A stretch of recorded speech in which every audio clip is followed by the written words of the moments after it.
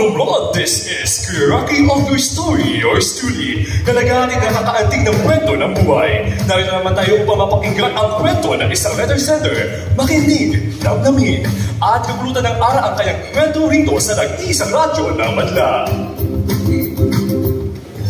Dear Kuya Rocky, hindi ko lubos mag-isip na darating ang araw na ibabahagi ko ang pinakamasalimuot na tagpo ng aking buhay.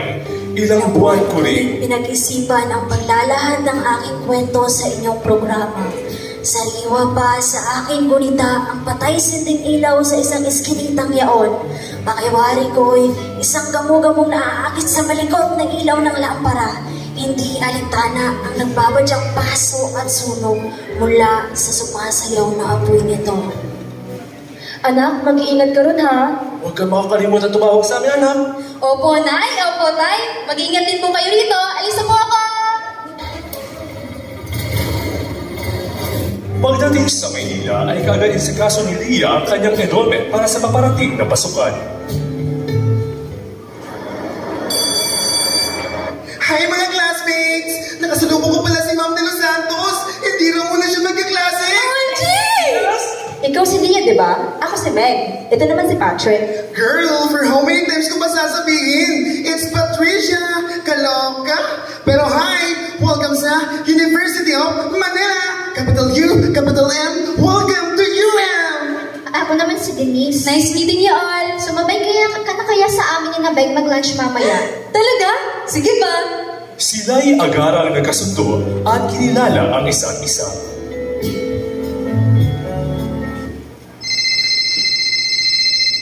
Hello! Anak, kumusta ka? May-miss ka na namin. Kumusta sa school? Okay naman po, Nay. Miss ko na rin po kayong lahat dyan. Lalong-lalo na ang luto mong inaslam at pinangat. Kayo po, kamusta? Huwag mo kaming alalahanin, anak. Okay na okay kami rito. Susunod na ba, Nay, baka makadalaw na kami dyan.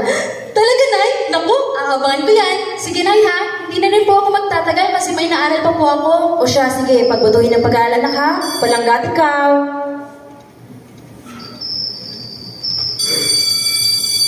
Leah, hangout tayo sa Friday. Balik daw kasi may basketball games ng Tenyo Rodriguez. Ang yummy talaga ng first na player na yun. Sige, basta, uwi tayo agad, ha? Tila isang ibong nakawala sa hawla si Leah matapos sumama sa mga kaibigan. Kapalit naman ito ang pagtapos-tos ng kanyang mga grado. Tila bagang isang ibong matayog ang lipad, ngunit ang nabalian na pakpak. Naalarma si Leah ngunit sumama pa rin siya sa mga kaibigan sa isang club sa Timog Avenue. Agad siyang inabutan ng alak at walang alinangin itong tinanggap at ininom.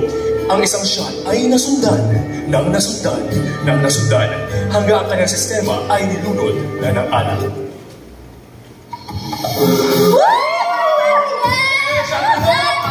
Ang ingay naman. Ganito pa talaga rito? Kaya nga, Clark, diba? Kung gusto mo ng tahimik, doon ka sa simbahan o kaya sa sementeryo. OMG, girls! Listen to me!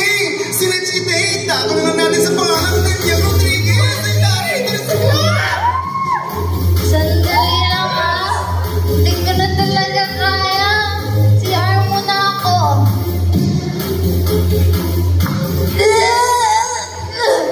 Gusto ko nang umuwi.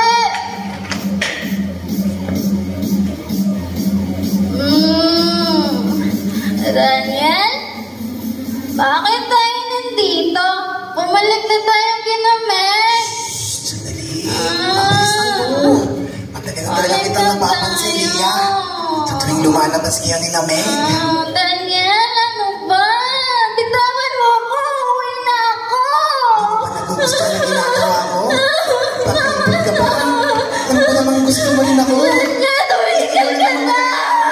Yung babae ni Leah, nang dumadaan dito. Kahit anong sigaw ang gawin mo, walang makakarinig sa'yo. Diring-diri si Leah matapos ang gabi yun at wala sa sarili, nilisan ang eskinita. Susan, nandiyan na pala kayo. Hindi ko na nasabi kay Leah ang pagdating nyo. Napaka-busy kasi ng batang yon. Leah, halika dito. Bakit mo, Nay? Tay? Bakit mo kayo nandito? Ano ba itong nangyay, anak? Di ba sabi namin sa'yo, dadala ka ng nanay mo? Tay!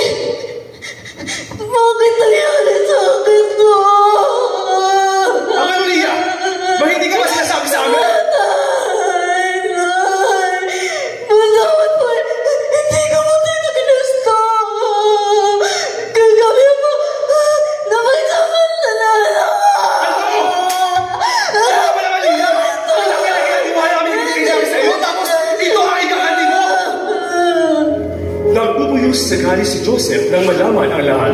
Ngunit agad din ng balita ng awa ang sinapit ni Leah. At nakumbinsi ang anak na magsampa ng kaso laban kay Daniel. Nandito tayo ngayon upang ibigay ang pinadesisyon ng korte sa Leah Baltasar versus Daniel Rodriguez Criminal Case Number 90502. Batay sa mga nakalap na ebidensya at cross-examination ng magkabilang panig, ang korte ay hinahatulan na sasakdal na si Daniel Rodriguez ng 10 taong pagkakakulong sa salang paglabag sa Anti-Rape Law of 1997. Wala akong ginawang masama kay Leah! Pareho namin ginagawa! Walang yaman na mga sinungaling mo! Bitawan niyo ako! Hindi! Hindi totoo! Mahal na natin ako.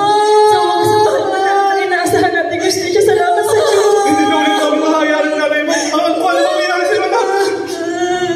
Matapos ang lahat, umuwi muna si Leah sa probinsya. Itigil niya muna ang kanyang pag-aaral upang makalimot. Ngunit sa munting araw na naging mapayapa ang kanyang buhay, ay siya rin pagpasok ng bagong pagsubok na laman niyang siya'y nagdadalang tao. Sis, ako lang ba o parang tanga talaga si Clara sa report niya? Hoy, doon ka dyan. Sino ba namang maniniwala na may nag-exist na lang gigante sa nabasang probinsya noon? Dating may footprints pa raw yun. Tama na kayo mga ante. Ang bawat lugar sa bansa ay may natatanging kultura at tradisyon. Huwag supilin, bagkus ay respetuhin at pagyabuhin. Isang paalala mula sa NCCA RS Yusgaw at tanging bilang ito. Nay! Nahiya mo, wala kang dapat ikahiyaan na ang lahat ng bagay ay marason. Hindi man ako ng wari ko sa ngayon, magkakaroon ng kasagutan ng lahat ng ating mga katanungan sa tulong ng ating Panginoon. Lumipas ang maraming taon, ay para kay Leah ang kanyang anak na si Lucas ang nagbigay liwanag sa madilim niyang mundo. Ang kasagutan na matagal niyang hinahanap. Pinalaki niya si Lucas na mayroong pagtitig, katotohanan, pagmamahal, respeto sa kapwa at pananalig sa Diyos. Akala ko'y mananatili na lamang ako sa kadiliman. Ngunit, binawi ni Lucas ang lahat ng sakit na dulot ng nakaraan. Ngayong binata na ang anak ko, wala na akong ibang hinihiling, kundi ang para sa kaibubuti niya. Maring Leah! Si Lucas daw nasa presinto! Ano?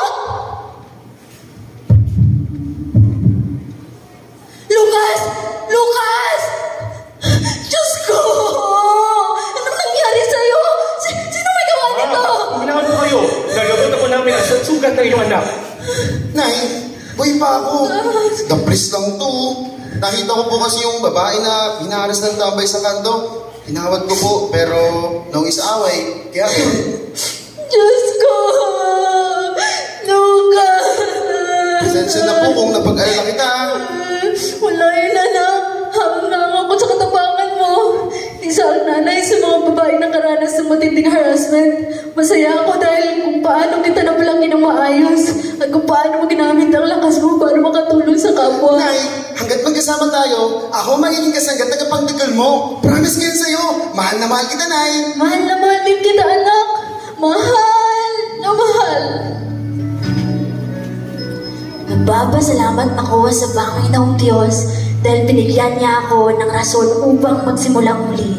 Nakapagtapos pa rin ako sa pag-aaral at ngayon nagtuturo sa isang universidad dito sa probinsya. Dagdag pa rito ay bumuo ako ng organisasyong nagbibigay ng suporta at proteksyon sa mga biktima ng sexual violence. Hindi man naging madali ang aking paglalakbay, pero nagpatuloy pa rin ako sa paggamit ng aking mga pangarap sa buhay. Ako si Leah Baltasar at ito ang aking kwento. At iyan ang nakakayak na istorya ni Leah Baltasar. Iyan muna tayong tanghali, kita-kits bukas. This is DJ Rocky, and this afternoon story is brought to you by Your Story, Yours Truly.